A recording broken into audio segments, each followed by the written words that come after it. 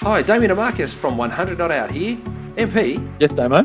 we all know the importance of having a diary, but who wants a boring old day planner? Not me. Enter the Journey of Me, Ta-da! the incredible 8-month wellness journal designed especially for wellness peeps like you. Yes, Damo, this beautiful 8-month wellness guide is filled with questions, planners, exercises, reflective notes, and more. Endorsed by the Up for a Chat girls and loved the world over, the Journey of Me is a must-have if you're ready to live your best life for life. To purchase your very own Journey of Me and receive a free set of inspirational postcards, simply enter the code COUCH at www.wellinew.com. That's www.wellineeux.com.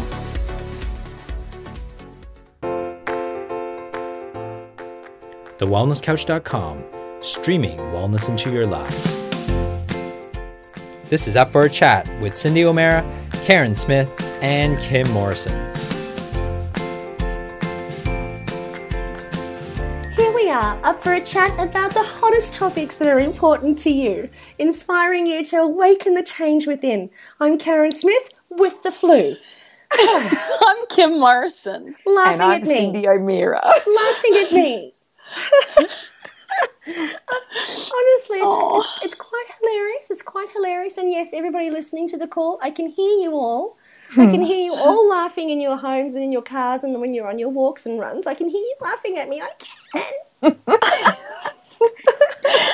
Just when she gets excited, it goes squeaky. Yeah. It's so funny to hear you without a voice from someone who has the gift of the gab and can talk you're just the most amazing speaker. I can And talk not underwater with have a a- mouthful of marbles. I can. Let's just put it out there. I can. You can. Well, now why, Miss Karen, do you have this no voice? Tell everybody what's happened. Well, it all started back in 1970. Yes. No, I've been travelling. I've been travelling a lot lately, and I've been She's been on a flight. She went to England. Yeah, I went. She goes from New Zealand to. I was in New Zealand for 4 days, and then I flew home for a day, and then off to London. And had 4 days in the air and 3 days on stage. And, I did all the right things, though. Like I busted my hump. I loaded up on Camu and the vitamin C. And I started preparing myself for about 4 weeks before I went. And I had all the beautiful oils, and I had the oregano oil in my water, and I had my spritzers and bathed myself in it the whole time that I was on the plane. And I put the oils onto some rock salt in a little container, and I sniffed the hell out of that the whole way. Just, as everybody's coughing and sneezing and splattering on the plane, it's terrible. So, yeah, and then on the way back, I started losing my voice on Sunday, actually. I'd finished speaking on Sunday morning, and by Sunday lunchtime, my voice started feeling really scratchy. And then by the time I got from London to Dubai, there wasn't a sound. I wasn't even a sound. I had to write a note to check in. And no doubt you would have had a little chat to your soul sister over there. Oh, my God, did we have the best time? I bet. Oh, yeah. Which is actually really the real reason why there's no voice. Well, she okay. partied and talked and raved and probably just absolutely put herself into a place of oblivion. And let's tell the real truth, sweet pea. Well, actually, I wish I could say that because it would justify it. It would make it feel all right. But it wasn't. I went to bed at midnight. I was a good girl. I was really good.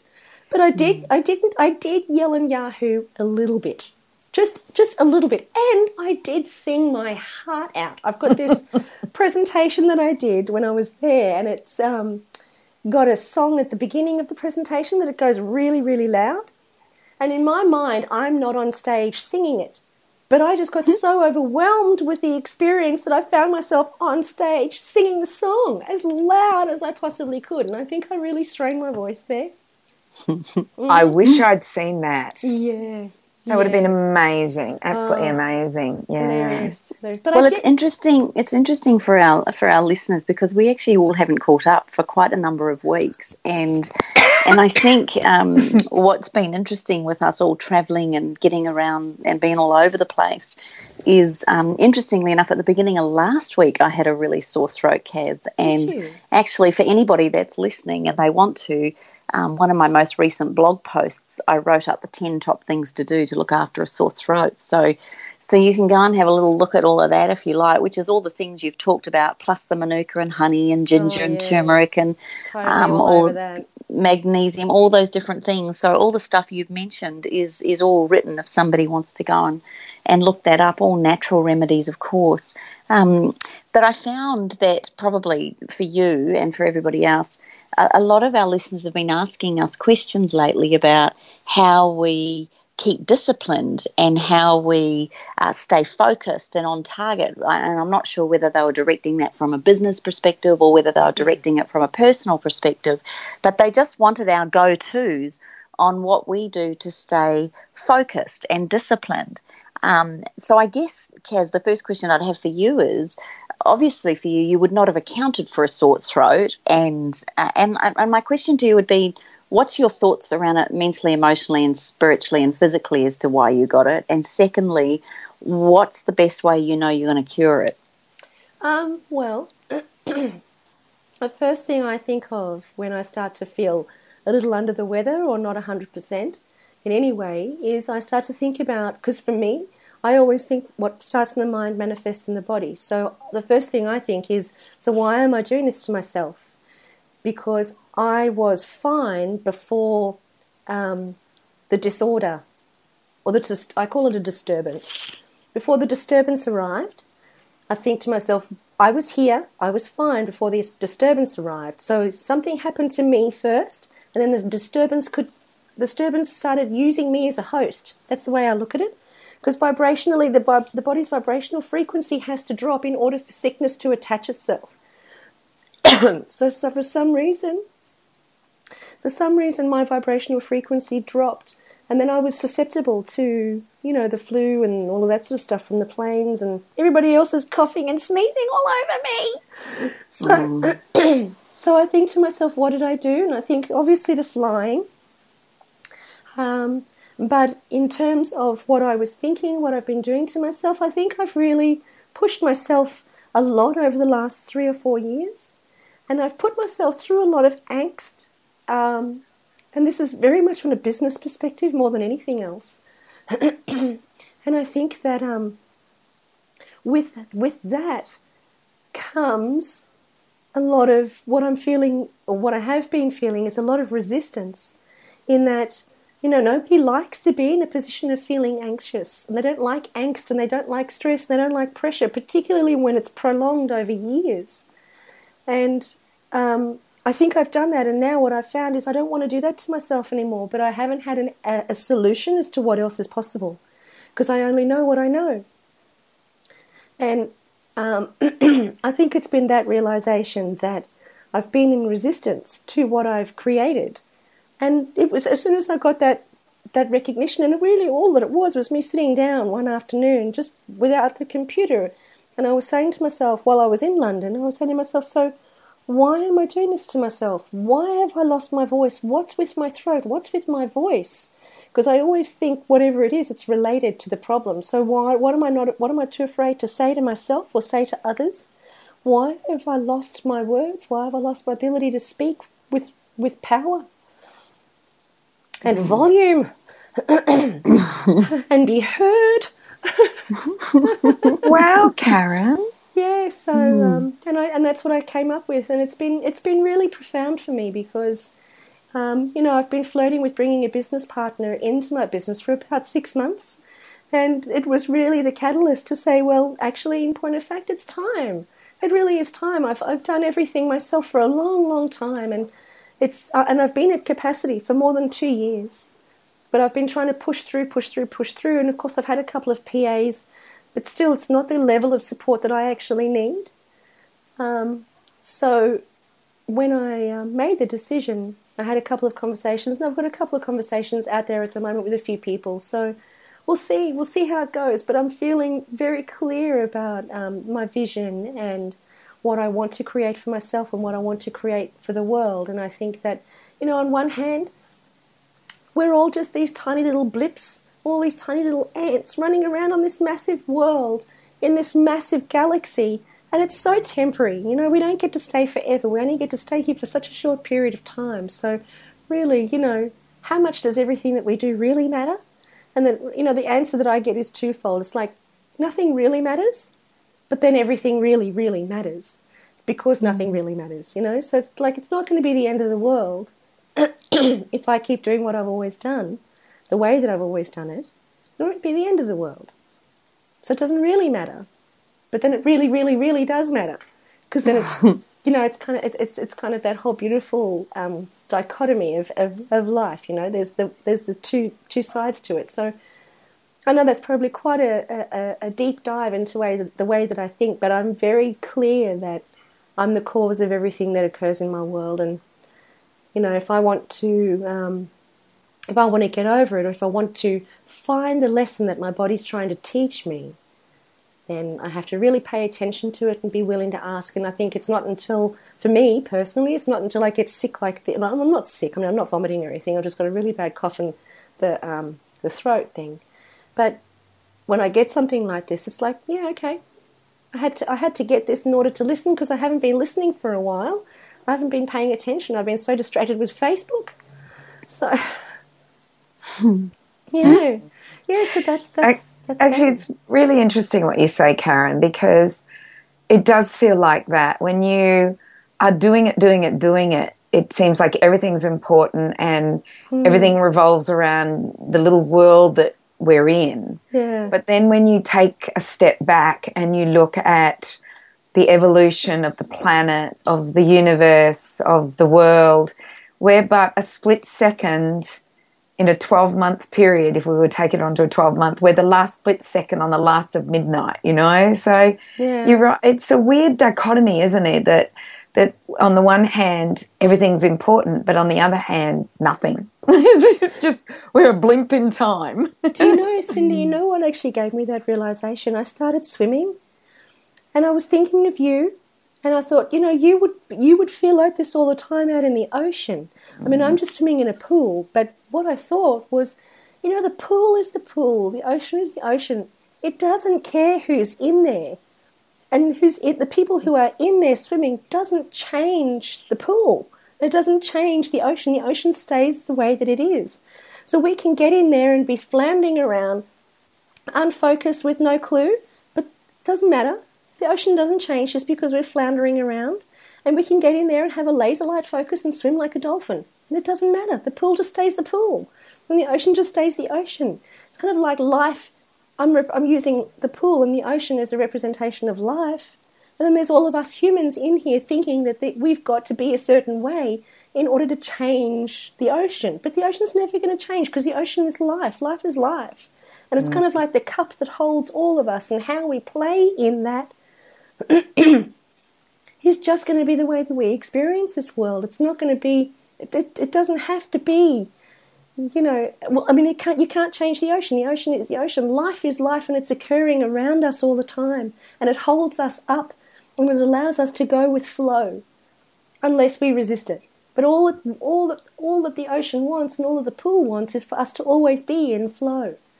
So, sometimes we're going to splash around, sometimes we're going to play, and sometimes we're going to swim like dolphins. But either way, life is still wanting us to be in flow, and it doesn't actually change. Does that make sense to anybody? You missed one other. If I was in the ocean, you missed the drowning part.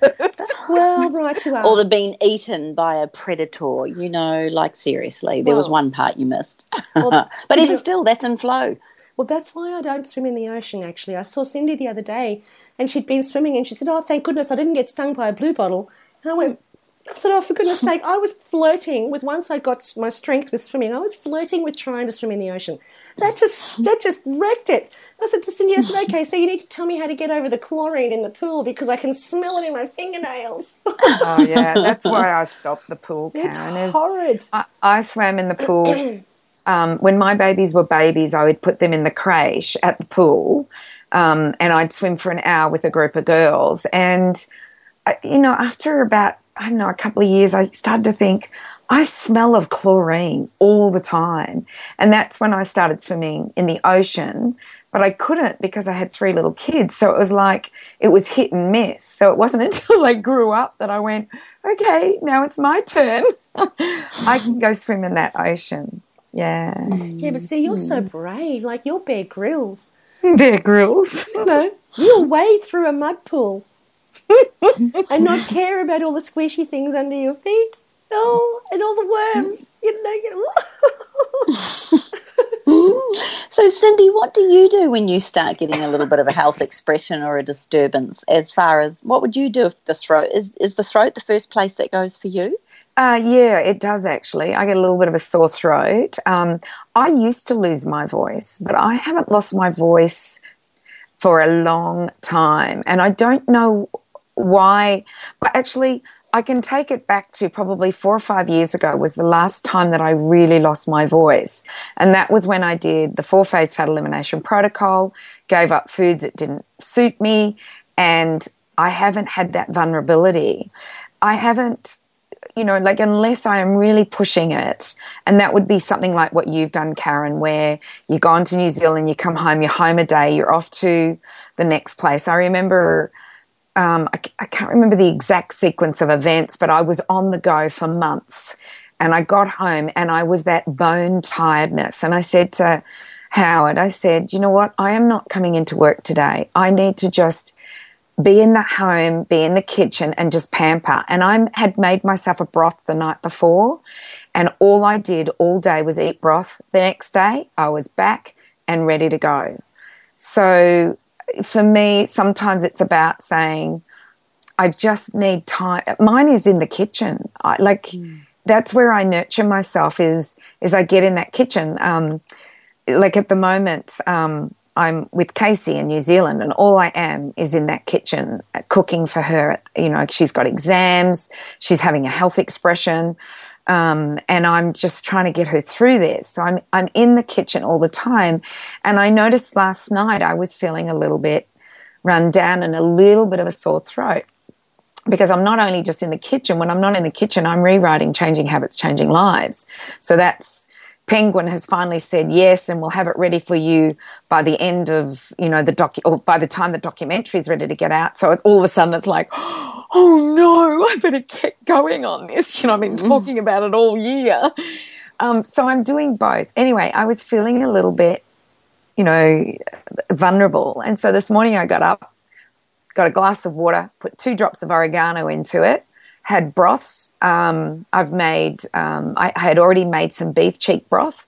So I did the beef cheek broth, had some other broths, did some fermented foods, oregano, and I am back on. No sore throat, no nothing, ready for the next day. So, yeah. That's kind of the key, isn't it? Like nipping it in the butt when you can. It's a bit hard when you're in the air, but maybe even that's a lesson for us to take things, on board maybe. But they say hospitals and airplanes are 2 of the most unhealthiest places to be. So if you're a little bit compromised or tired or feeling emotional, it's probably the most vulnerable place to be, wouldn't you think? Yeah, look, I think it's about having a toolkit.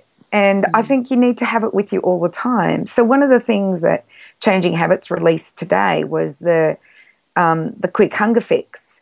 And it was looks so nice. Yeah, I know. It looks really cool. And it was so funny because I'm over here, and even though I'd been working on that for 2 years, I wasn't there for the launch, which is hard because I didn't know exactly what was happening. So I knew the hunger fix because that's what I'd done, but I didn't realize my beautiful team had created this amazing lunchbox and recipe cards, as well as a mason jar for drinking out of. And I got the newsletter as I'm over here in New Zealand in this little apartment, and I get this newsletter and I'm like going, FOMO, don't let all the lunch boxes go. Don't let all the mason jars go. Don't take, just keep one for me. I think it's that little toolkit that I've always had the lunchbox. I've got I got my lunchbox. It's very similar to the Changing Habits one when I bought my Prius. And I take it everywhere. Every day it is with me. And in that is my toolbox, whether it's my lunchbox or whether it's my oregano oil or which I'm finding, one of the most amazing oils. It's anti-parasitic, it's antifungal, it's wonderful. And I'm taking clove oil now because there's a lot of mold in New Zealand, Kimmy. I hope you know that. I know it's a big problem there. I've got it in your burner. I've got a burner over here, and I've got the clove and the oregano going in the burner at the moment. So just making sure there's no mold in the house, no fungi in the house, no parasites in the house. So, Cindy, tell us why you're in New Zealand then. What's happening with your beautiful girl? And give us the synopsis on that and how you guys have got disciplined, if that's the focus of today, on what you've done to pull in, get tight, and actually work through this. Well, I think I partly told the story, but we didn't know the full extent of what had actually happened. But back April of 2014, Casey had her wisdom teeth out, told the anesthesiologist and her surgeon that she had never had any drugs whatsoever. They said to her, we'll give you antibiotics prescription when you're out of the operation. And she told me that, and I said, honey, that's fine. If you need them, you need them. If you don't, you just hang on to the prescription. Well, as she exits the operation, the anesthesiologist said, we've already given you your antibiotics. And she said, what do you mean? Oh, we gave them to you intravenously. So they had given her broad spectrum antibiotics, one of the most unbelievable antibiotics for the microbiome. It destroys it. They had given it to her. And so what had happened is that when she told me, I said, right, honey, we need to do broths, fermented foods. You've got to be really careful on this. So she was doing that, and then she went overseas. She went to Canada. She went to Bali. And as each month progressed, she got bloated tummy, indigestion. She did the 4-phase fat elimination protocol. When she was on that, she was unbelievable, no bloated tummy, no problems. The minute she'd introduce foods, it would be a disaster, an absolute disaster. Inflammation, sore stomach, bloated. And I said, honey, you cannot live on the 4-phase fat elimination protocol. That's a very, very limited diet. I don't want you living. You can't live on it. So I said to her, I think you need to do GAPS. And she just said, it's too hard, Mum. I just want to do the 4-phase and deal with it this way. And so, she's 24. I can't stop her doing that. So she finished the 4-phase, had a teaspoon of peanut butter, rang me. I was in Australia. She's in New Zealand. Rang me in extreme pain, doubled over in the bathroom crying, just saying, Mum, I don't know what to do. I don't know what I've done. I had a teaspoon of peanut butter. That's it. I just don't know. And I just said, well, honey, I think it must be SIBO. It's just those little buggers producing hydrogen and methane and blowing up your stomach to an extension that is so painful. But it just wasn't making any sense to me because, the SIBO love the FODMAPs, which is your sugars. So I was a little bit confused about the whole matter, and I read and read and read, like when I'm absolutely confused and I can't even find an answer for my daughter, I just read and read and read. And I find that life's amazing. And at the Wellness Summit, I met an amazing woman who had these amazing cultures. She's called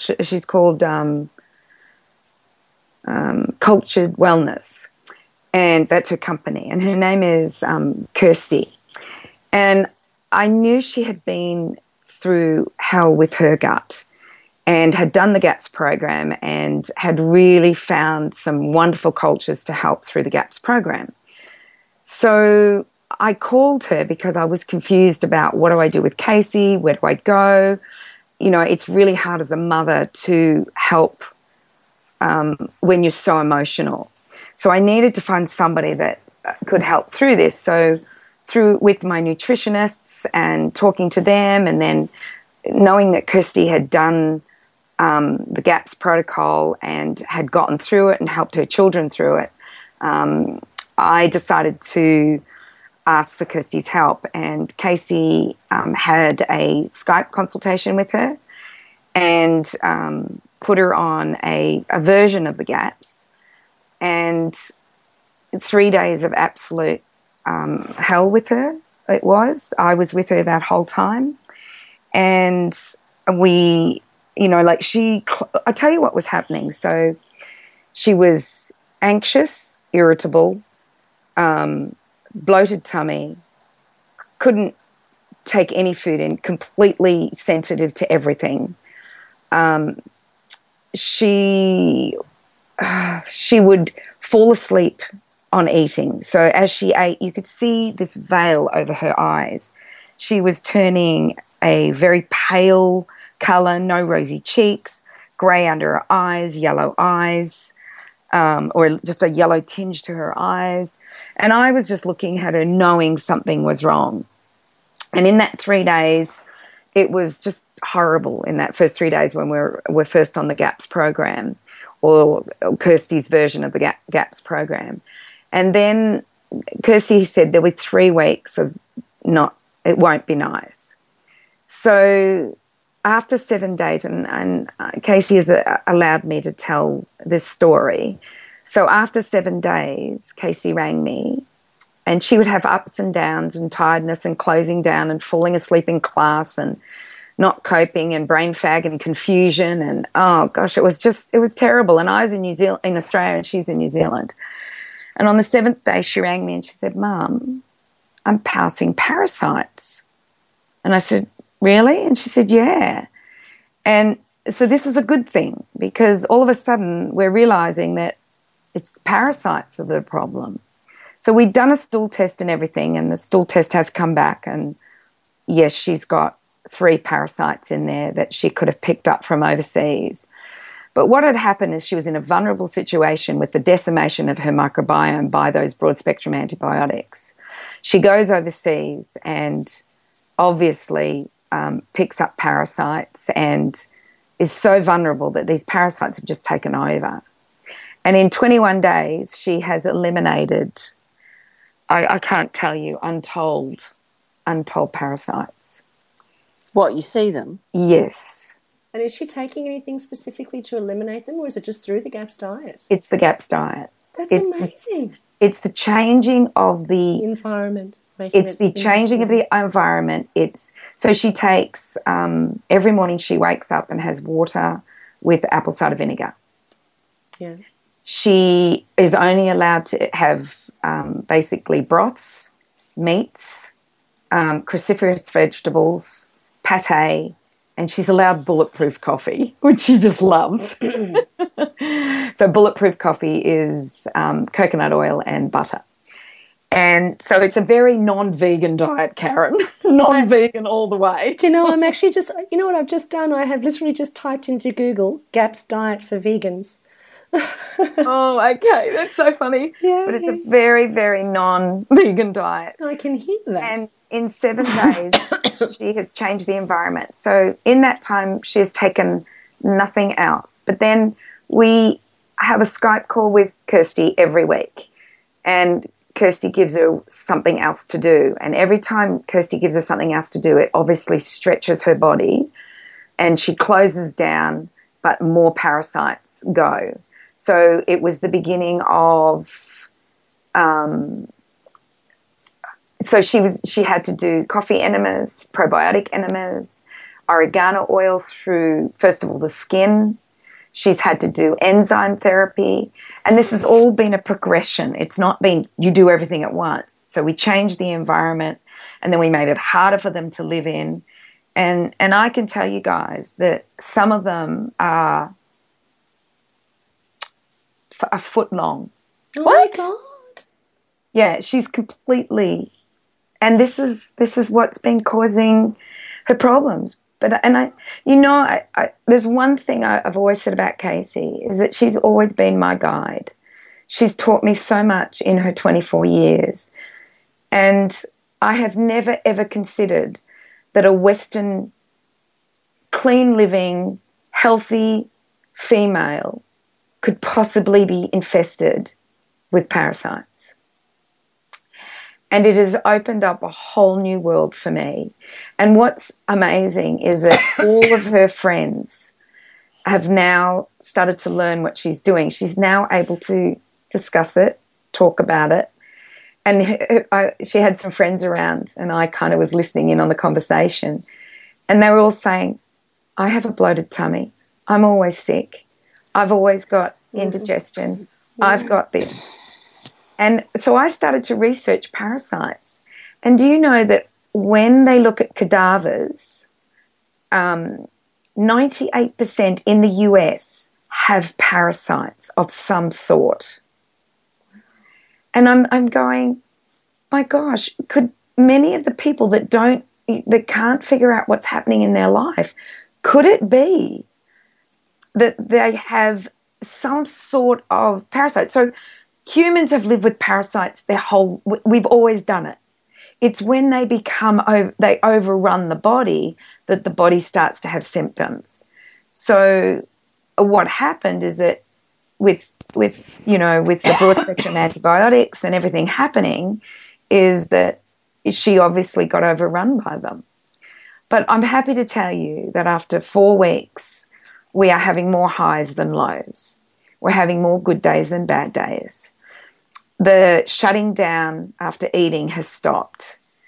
Her cheeks are rosy. Oh my gosh, to see her with rosy cheeks is just a mother's, it's bliss. It's absolutely bliss.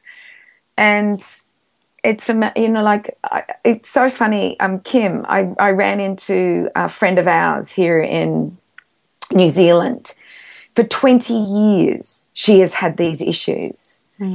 And has had no answers, has been on antidepressants, been put on antidepressants because nobody has an answer for her. And all of a sudden she was listening to everything that Casey's been going through, and she says, that's me, that's me, that's me.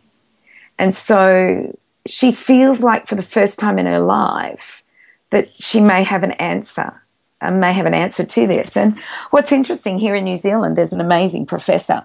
I've been researching this. It's just opened up a new world for me. But there's this professor here that he's a specialist in parasites and getting rid of them. And he's looking at parasites are really good at shutting down the Th2 immune system. And that's the immune system that creates allergies. So when parasites and allergies come in, the Th2 immune system sparks up and it gets rid of it. But the parasites are really good at shutting it down. So he's doing research to find out what is it that is the parasite give out to the body that shuts the Th2 immune system down, because he's hoping that he can actually start to help people with severe allergies. But while I'm reading this information, I'm like going, well, if the parasites are shutting down the Th2 immune system, then before it shuts it down, then could many of the food sensitivities that people are now getting actually be the parasites and the body pushing the Th2 immune system up? Because some people will say, well, sometimes I think I've got it all figured out, what foods affect me and what I'm sensitive to and what I inflame to. And then in the next breath they go, but I thought I was okay with this food and then that caused this problem. And so that there's this higgledy-piggledy in what people are figuring out, what's good for them and what's not good for them and what's working and what's not working. And it's actually, like I said, my daughter is my guide. I have learnt so much in the last 4 weeks. And what happened is that she started a new protocol. She got lost in the car. Kirsty said to her, do not leave the house when you do this procedure. You are to stay in the house. You are not to leave the house. Anyway, she did this procedure for the second time, and it was horrific. It created irritation. She just started crying. it was terrible. And I'm on the phone in Australia to her in New Zealand. And I did a meditation with her. I read her a book called Rolling Thunder. I just kept reading and reading and reading. For about an hour and 15 minutes, we were on the phone to each other. And at the end of that hour and 15, she said, Mum, I think I can go to sleep now. Thank you. And so I hung up the phone to her, but it was the most angst time for me. So in 10 minutes, I packed my bag. I threw stuff in. I didn't even know what I was throwing in. I just threw stuff in and got on the next plane. And I've been here ever since. So just to go through all her procedures and be here when she's going through those horrible times, because when those parasites die, which is what she's doing, she's killing them, as they die, they give off toxins. And those toxins affect the brain, affect the body. She feels like she's done a workout when she hasn't. They give sore muscles. It's been amazing watching her body expel these parasites. And in the meantime, when she's at university trying to do exams, because she's had 5 exams on Monday, 2 on Tuesday, so it's full-on study and exams. 3rd year, 4th, 5th year university she's at, so it's just, full on. I'm rewriting Changing Habits, Changing Lives, and so yeah, that's why I'm here. And it's really important that I look after myself, because most of my time is in the kitchen. When I'm not rewriting, I'm in the kitchen preparing foods. And this is not for the faint-hearted. This is something that we have to change the environment of the gut in order for it to expel parasites and to get the microbiome back again and to heal the gaps in the intestinal lining. Because what's happening is that she's got so many gaps. Whenever she eats a protein, that protein goes into the body and the body does a full-on allergic attack on it. So she's sensitive to every food known to man these days. But that's getting better. She's as we heal the gut, she'll be able to eat more foods. And as the parasites leave, she'll get more nutrition. And she'll feel better. And as each day passes, that's happening. How do you know when the parasites have gone? And can you sit on the loo after her and get them? I'm just curious. Yeah, some of them are contagious, definitely. They are contagious. But you've got to realise that if you have a good immune system, which I have, and a good gut, and I've never had antibiotics, then you can resist, for the most part, these worms. So, I did parasitology in university, and I used to see infestations on humans, and you always saw it in developing countries because they had poor nutrition, their immune systems were down, no doubt their guts were not given the food that it needed in order to be healthy. And so you saw these infestations with these people. And we have to realize that now in our Western life, that our microbiome is being decimated, not only by antibiotics, broad spectrum, but by antacids, by the pill with women, with herbicides. Broad spectrum herbicides don't only destroy the bacteria and weeds in the ground, they destroy the bacteria in our gut.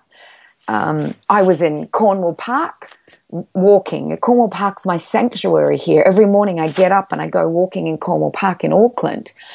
They're spraying herbicide. Do you know that I have emailed and phoned Cornwall Park and asked, what is the herbicide you're spraying? But they won't tell me. They will not tell me what it is. I'm actually going to keep going with it. I'm going to find out what it is. But so I can't walk in Cornwall Park where they're spraying. And, it's like, what are we doing? And, the fact that most of her young girlfriends and boys, the boys are talking about it too, are all saying when they went overseas, they caught something, or when they had gastro, they caught, they've never been right since. Or one of the boys was saying he went to a Bucks party and he's never been right since. So we're not as robust as we used to be. And I think it would be prudent. Like my whole family now wants to do this. It's like they're all going, right, we're all doing it, Yeah, I'm sitting here thinking I want to do it. I'm looking for like what I can do where I can get started. Yeah, there's tinctures. Karen, you're probably not in the state that Casey was in. Mm-hmm. So there's tinctures, and wormwood is one of the things that they do. Oil of oregano. You'll see there's par de artico. It's a South American bark, and the South Americans have used it forever for anti-parasitics. There's lots of anti-parasitics around, and there's a lot of companies that do capsules. So you can do a course of these capsules that have got a combination of all of these, of what all of them are. Now, I did write up some of them. Let me just get to that point where I've written it, because, it's just been, like I said, just an amazing journey for me at the moment, just understanding all of these tinctures that people have. So I've seen, if you go to, what are they called? Ayurvedic. Oh, if you go to Ayurvedic, they actually are very good with some amazing preparations. You can actually go online to the Umandi Medicine Man. Yes, he's got really good some one. really good. I just got some recently. Yeah, he's got some really good. Can the doctors come back even though you put your stools in? You can do standard stool tests, but they can come back clear. That doesn't necessarily mean it's not the case, does it? Well, what's interesting is when Casey's came back, there were 3 parasites that were indicated, and I went online to have a look at them, and they're nothing like what's coming out. So they haven't caught every parasite. And I don't know how many. It looked like they only tested for 5. Now, in America, they're testing for 17. And so when I look it up on Google, and I'm no, parasitologist, so I really don't know, and I would like to find out, but when I do look at what it could possibly be, and it's one of the more common worms that is in humans that I seem to see. Cindy, if you Google intestinal parasites, oh my God, the images. I know. Don't do it. Oh my God. No, don't do it. It's just, it's quite scary. It's quite scary. Oh. Yeah. But we humans have lived with parasites for a long time. And if you read the book An Epidemic of Absence, you realize that when we are absent of these microbes and parasites, when we do have them, they actually strengthen us. It's only when they become overrun in our intestinal tract or in our body that they cause illness. So some parasites are there. So if you go to the medical textbooks and have a look what you do, you take an antiparasitic medication. They've got them. There's broad spectrum ones, there's specific ones, there's everything. So they will address it that way, and sometimes we will have to address parasites that way. But if you do not change the environment of the gut, when you eliminate those parasites, they will come back.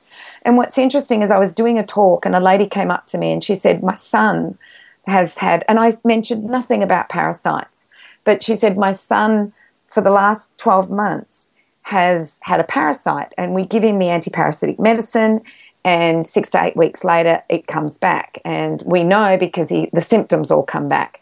And she said, we've done 6 courses and nothing's, it's not staying away. And I said, well, you have to change the environment of the gut so the parasite doesn't want to come back.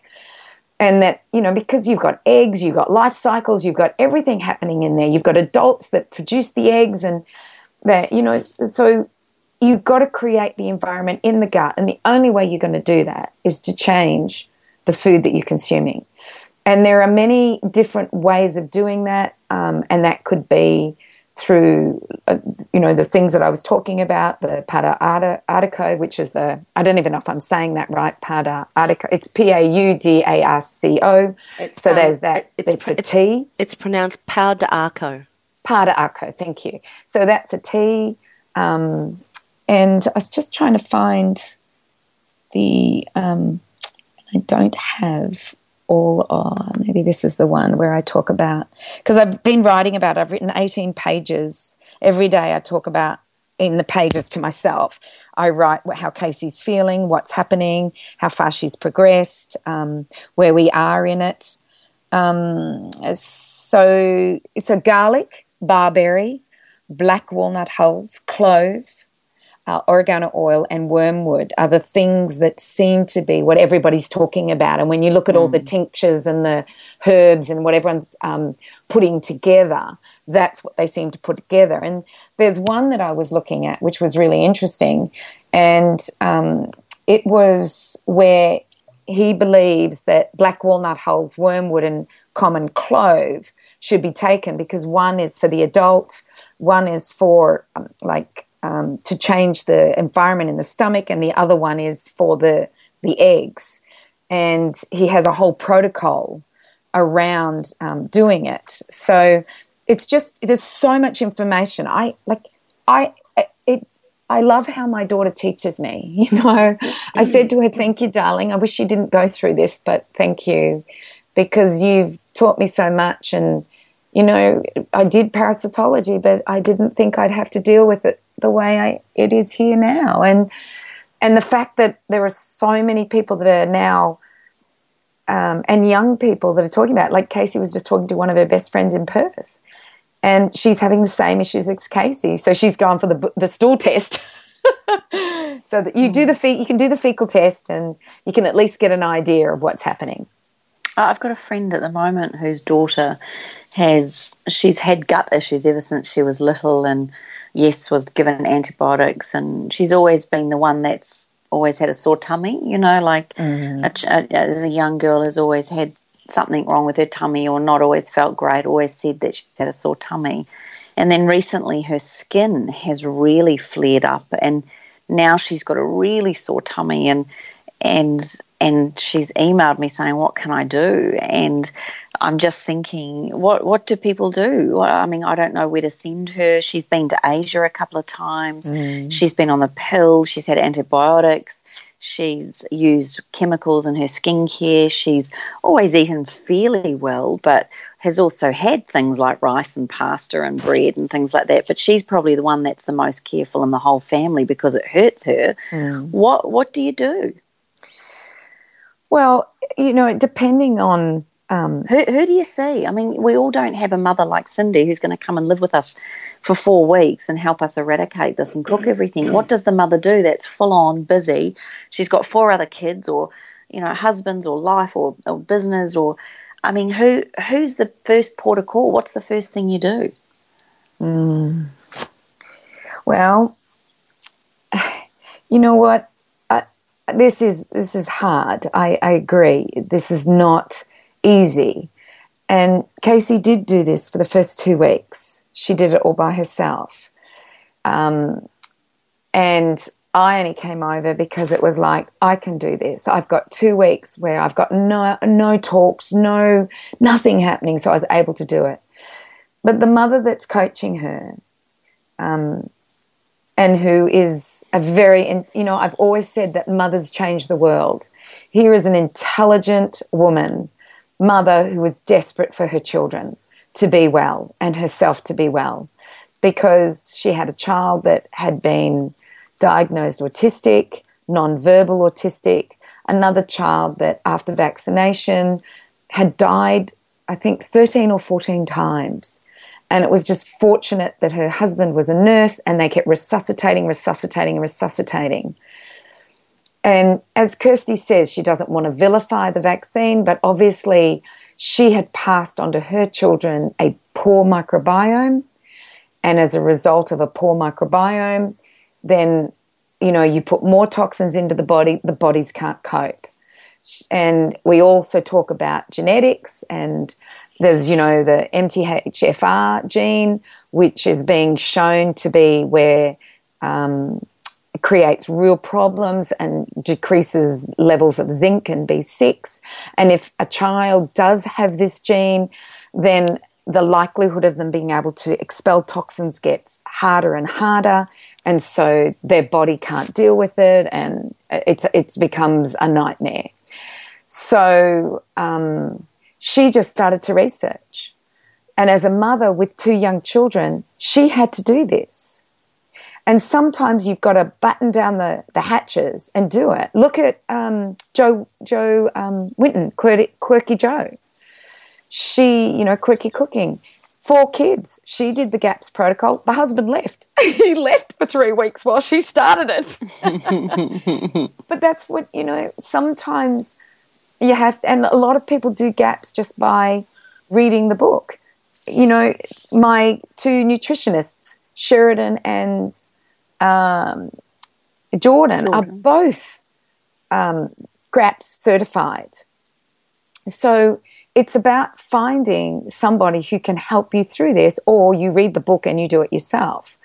The thing is I think it's really good to have a coach, because there are things that happen and you're just wondering, what's happening? Why is this happening? Why do I feel like this? And it's nice to be able to call somebody and just say, what's happening? And they calm you down and they say, well, this is what's happening right now. The parasites are dying and they're letting off toxins, and that's why you're aching and that's why you feel so horrible. So if you, if you read, I'm just reading a website at the moment, and it says parasites can cause great damage to the human body, weakening our immune systems and causing disease. This is why, even though it is quite normal for parasites to cycle through our bodies, it is very important to eliminate them on a regular basis. Getting rid of all parasites would be absolutely impossible using clinical medicines. They can kill only 1 or 2 parasites each. Such medicines also tend to make you very ill. Imagine taking 10 such drugs to kill a dozen of your parasites. And that's what the GAPS program does, and what Kirsty is doing is changing the environment so that the body kills it. So they cannot live in the environment that Kirsty is creating in the gut. So for this woman, she's going to have to just go, well, this is the predicament I'm in.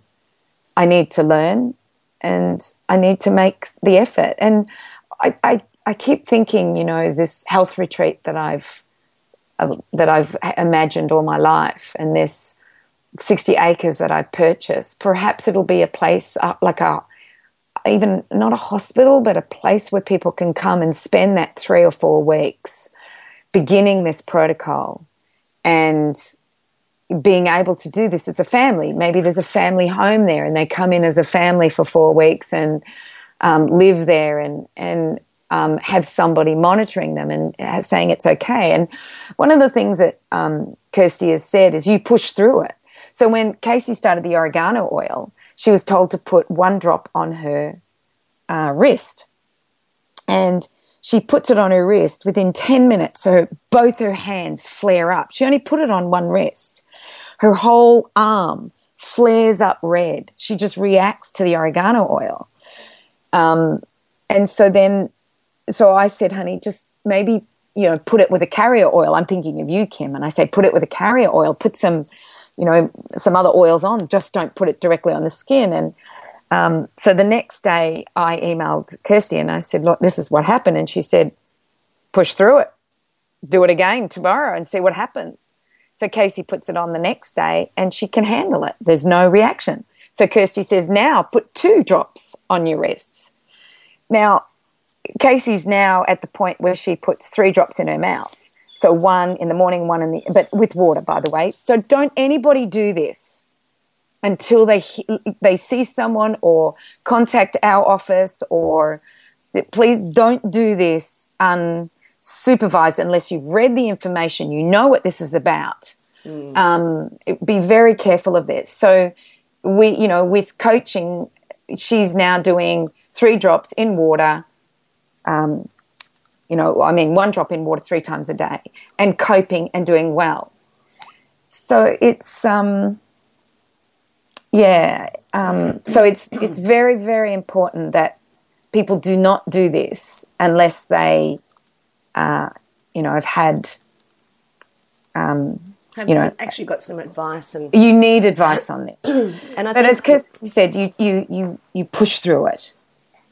I think your point was profound there, where you said to have a coach, to have somebody to actually work through it with you. Because a lot of the time we're self-medicating too. Because I was just actually doing a whole stack of research, because although my symptoms are nowhere near Casey's, I look at my background and upbringing and it's nothing like yours and Kim's. And I look at all the gut issues and all of that I've continued to have for most of my life. And this all just sounds like, oh my God, this could be my answer. This could be my answer. But you don't eat meat.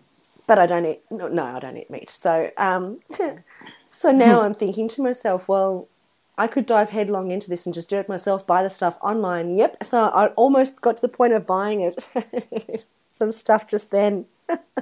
And then, I've just read what you've said, Karen. I just read an article from the US saying wormwood wasn't a good supplement as it causes numbness in arms and legs, delirium and paralysis caused by neurological symptoms. Yeah, I just was looking at something about eliminating parasites, and it was a document written by the US Department of Health and Human Services, Food and Drug Administration, and it was a statement done for the Centre for Science in the Public Interest. And it just says there that... But listen, any of those oils can be, there's a lot of very toxic oils out there that should not be used. And the key that you both said is it's just don't self-medicate. You'd want to go under somebody who is very au fait and knows what they're talking about, and then you can use these oils in the medicinal way they're intended. But I would not be taking wormwood or even oregano without having it diluted or making sure that the drops. So many people buy oregano oil from the health food store and just willy-nilly put numbers of drops all into the glass, and it's a very potent oil to take orally. And I mean, we're not even allowed to take oils orally in the Southern Hemisphere. It's considered against the TGA laws here to teach it. However, oregano you can buy in the shops, but most of the oreganos you buy in a health food store are diluted in an olive oil. So what you were saying before, Cindy, is absolutely right, and building our bodies up to it. But you just don't want people turning around and taking a teaspoon of this stuff, and that happens. People don't read the labels, and then they give things like aromatherapy or herbal medicine a bad name. So I think the thing I've taken from this, we started off talking about discipline, and I know we've kind of gone in the whole, but even this is the discipline of taking care of ourselves. Absolutely. But this is complete discipline. If I watch my daughter, she is completely disciplined in this. She has not wavered from what she has to do, despite the hell her body is going through. And whether we do it with medications or whether we do it with para artico, however you say that bloody thing, and that's what we're using is the oregano oil and that. It doesn't matter what we use. We have to kill the parasite. You cannot keep it alive. Absolutely. Yeah. And I think, I think this has been the most amazing podcast. I've been busting to hear how she's been going, and I think that this is the question that you raised earlier, Cindy. And I was just reading another article there that definitely confirms, says that 85% of people in the USA are suspected with having parasites, and 75% of Australians are now suspected with having parasites, and I think that this is an amazing question to start to explore. I think it could be, a profound answer for those that can't find answers. If we can go and poo in a jar. That's my only concern, to be quite upfront about the whole situation. Don't worry. Paul Casey's done a few things that just... They've got little scooper things, darling. No, they're really precious cute. heart. No. I'm sorry. There is no world in which that is civilized. Just think of it as a light chocolate mousse or something. Don't I don't be know. so disgusting. Just try it. No, I don't know who you people are. One of the things I really want to say here is that this is by no means a consultation, or we do not expect anybody to do this unless they have spoken to their healthcare practitioner. This is just a story about a young girl and getting to the bottom of her health issues that have happened for the last 12 months. And I think that this is a disclaimer to everybody. Yeah. That this is not advice. This is just a story. Yeah. Yeah. Sorry, I just needed people to. I agree. I think you've done the right thing, because I think you've got, with something like this, it's so significant. The person does actually have to make sure that they go and get it seen to, and not so self-diagnose. No self-diagnosis. Like, you can buy antiparasitic herbs off the shelves. You can do that. But just, I think people need to. So, Cindy, would you say look for someone like maybe, would Kristen, is it Kirsten? Kirsty. Kirsty, we don't, she may end up being inundated here. Yeah. She's already, I've already sent a couple of people. But there must be more Kirstys. Yes. So maybe when you write up the notes for the show, if you could maybe include if Kirsty has any other ideas or thoughts around that for people.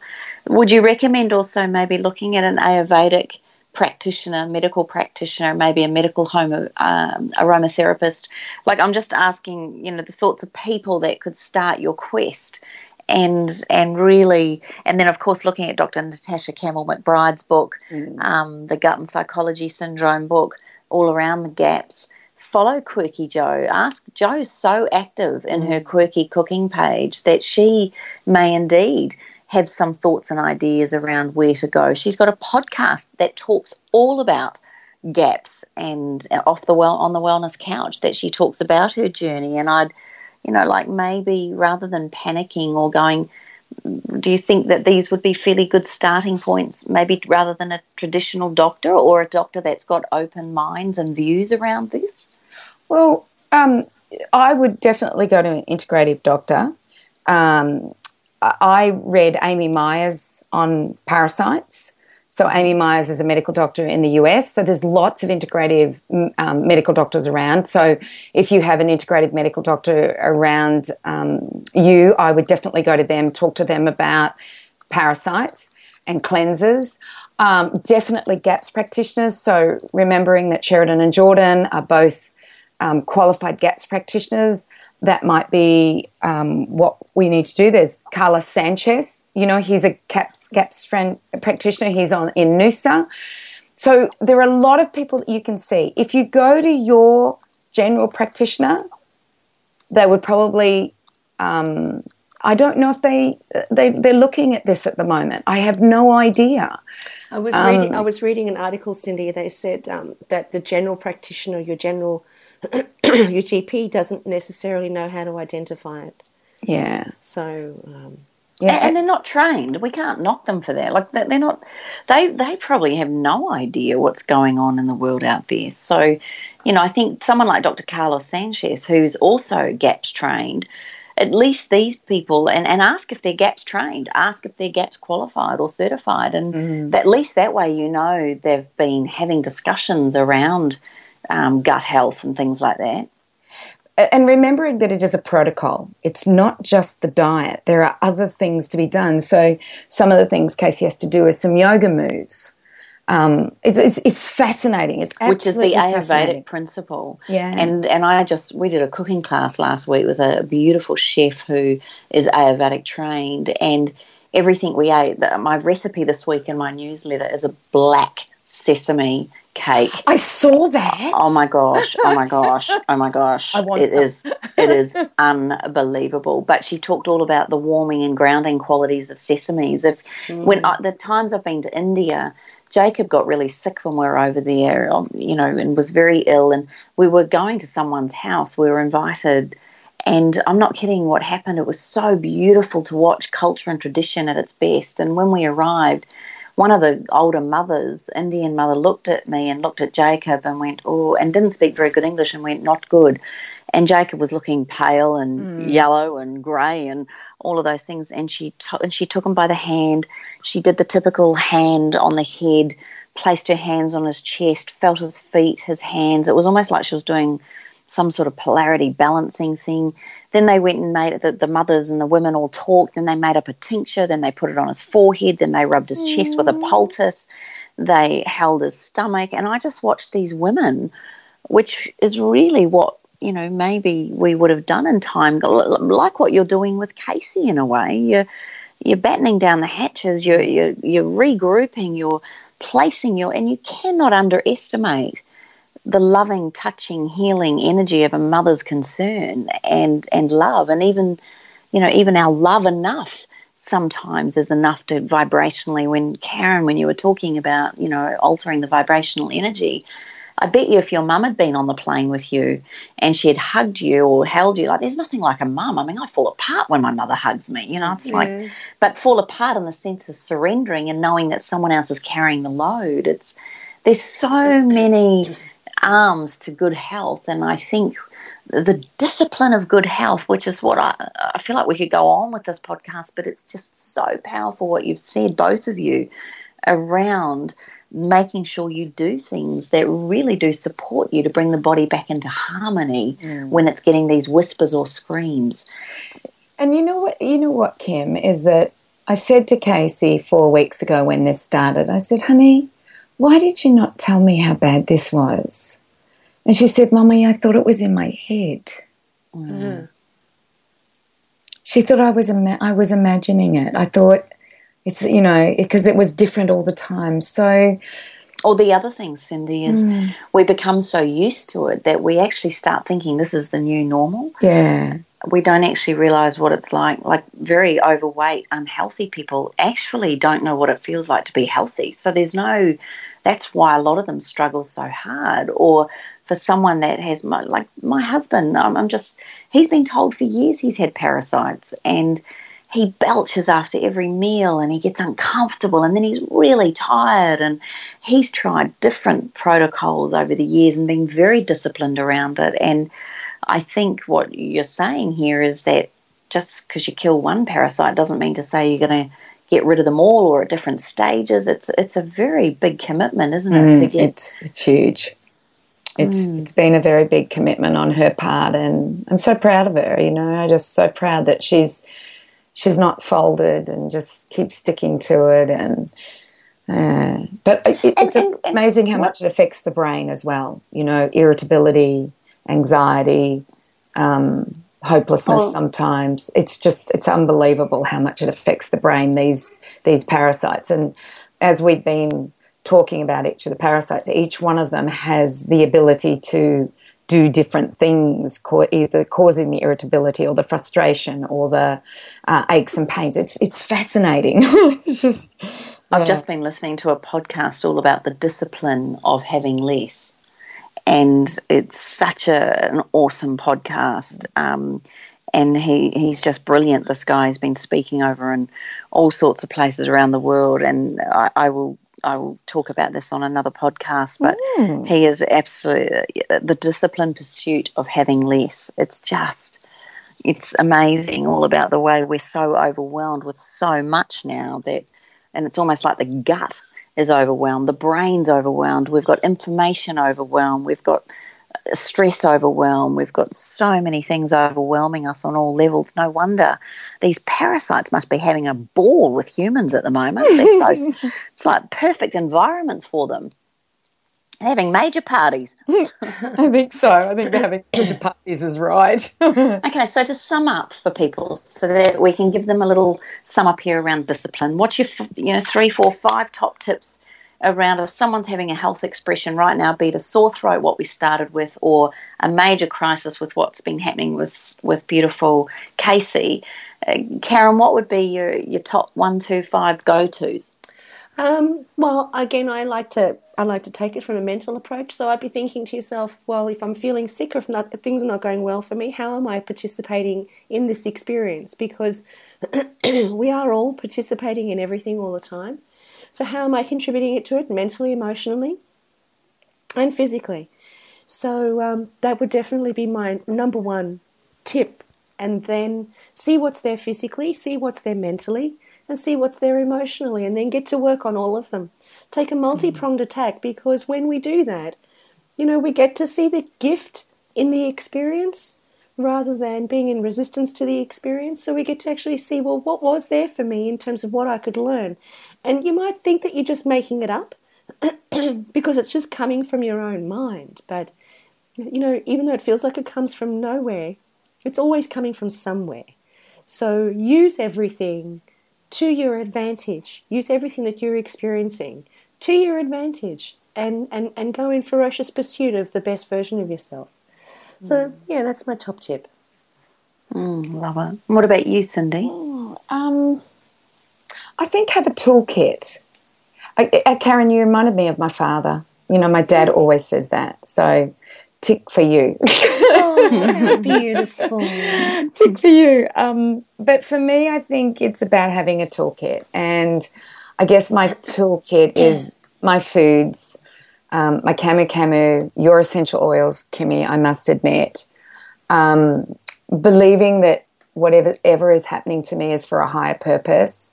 So instead of being angry at the doctor, which I was, and I try not to be, that, you know, gave this broad spectrum antibiotic, I have to realize that it's not about that. It's actually about a growth and a more understanding and learning. So I guess that's my tips is toolkit, realize there's a higher purpose in what's happening. Look for the higher purpose. Don't look for the crappy little thing underneath. I guess. Oh, you guys are amazing, and I think it's such a powerful thing. It is a whole. We are all whips. We're all works in progress. These are all opportunities for learning. And my tip would be: do not Google intestinal parasites. Oh, you're funny. Oh, you're funny. I'm too scared to go to the toilet. Imagine, look, one of them's got a face. Imagine turning around and saying that's where Alien and all those movies came from. Exactly, it does. They it just comes from it. Lost in Space came from parasites. They all came from looking down the bloody barrel of a microscope. I'm telling you, it's wrong. It's wrong. Sickening. I've just had a beautiful week on a retreat away with a whole lot of people, and it was just amazing. So, and I've just enjoyed it. No, thank you both. I feel very this has been privileged. An amazing chat, hasn't it? Yeah. Wow. Yeah. I've missed you both. I missed you right guys back too. at you. Yeah. Well, I love all our listeners when they write in and whenever one of us is missing or there's they love hearing the three of us and you've got no idea, listeners, how much we love catching up and it really is this is how we talk. This is how you are a fly on the wall whenever we get together, and it is a privilege to know these two, and they are I swear to you, you're both you're my medical GPs when it comes to any area. I go and listen to your podcast, or I'll go and Google you, or I'll text you. So I feel very blessed that we do this podcast. I learn so much, and I'm so gracious and grateful for what you both share. So on behalf of all the listeners, I'm saying that for you too, and for the three of us, the conversation we have. Thank you. Thank you. And next time you can talk, Kim. Oh, I know. Oh God, no, I've loved it. I just realised I spoke the whole time. No, it's powerful. I tell you what, our listeners love it when you rave. Absolutely. When Missy Moo with no voice goes falling down the rabbit hole, we all go down there with her. When you go down into the world of parasitic bloody things, we're all with you. And I'll just play. Oh, you're so funny. I love you both. I love you to bits too. This has been amazing. Thank you, Cindy. Thank you, guys. And tell Casey that we all say the biggest, fattest thank you to her for letting us learn through her too. So yeah, I will. I'll let her know. Yeah. And the power of raising the vibration is that we all, those of us listening to this, that we just send a little prayer to her and every other person out there with a little gut issue, and let's help see if we can raise it vibrationally as well. I'm sure that would add another part to it. Absolutely. Sounds good. All right, well, that brings us to the end of the show. So there we go. We're only 12 minutes over, which isn't that bad. It's not too bad. So thank you, everybody, for tuning in. Make sure that you go to our Facebook page at allthews.facebook.com/up for a chat. Post your comments there. And if you've got any suspicions or questions for any of us about today's podcast, just make sure that you put that information in there, because I'm pretty confident. Like, I'm probably going to crash tackle Cindy to the ground as soon as she flies in. I'll probably meet you at the airport, girlfriend. She's actually packed her bag. She's on the next flight to New Zealand. Yeah, because I can't wait. So make sure that you guys let us know of any questions that you've got, because if we can try and help you and support you, then, that's obviously our job here. We really want to be a part of what you're going through. My voice is so irritating. No, it's beautiful. It's quite sexy. I bet Matt's happy. Oh, do you think it's sexy? Very sexy. And don't forget, there's lots of things that you could swallow or gargle on that would probably help quite a lot. Are you for real?